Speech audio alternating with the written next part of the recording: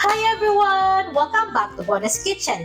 Today I'm gonna share to you an easy matcha tiramisu recipe, a creative twist on the classic Italian dessert tiramisu.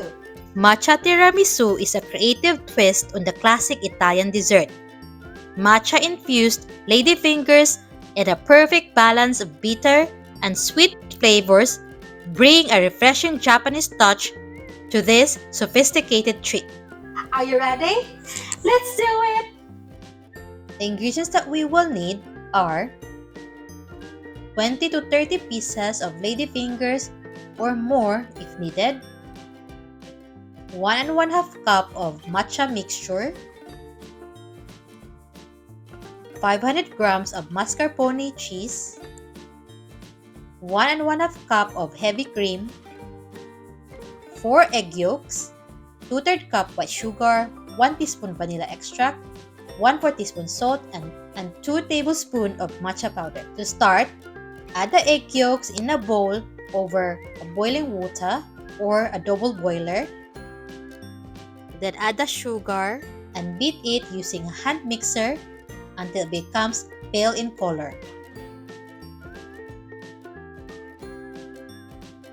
Then, remove it from the heat and add in the mascarpone cheese and beat them together.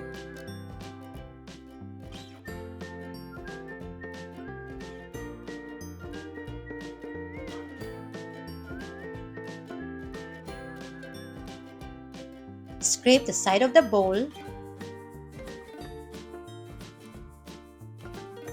Then add in the vanilla extract, salt, and continue beating. Now, add the heavy cream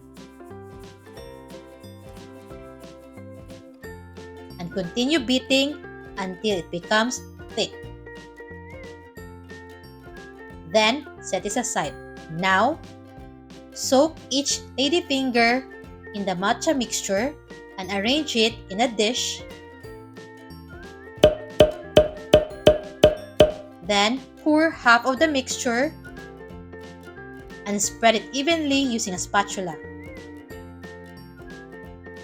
Repeat the procedure with the remaining ladyfingers and mixture.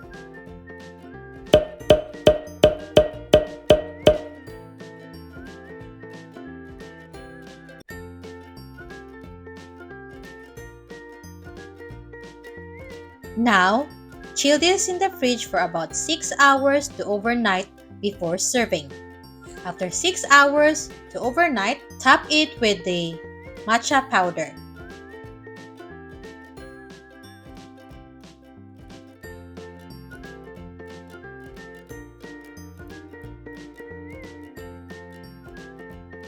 And here's our finished product!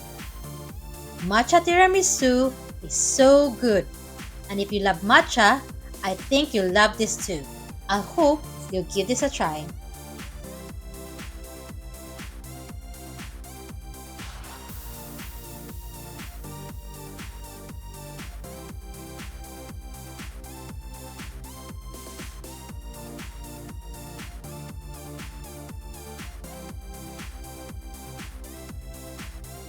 If you liked today's episode, please don't forget to hit the like button and share this video. See you next time!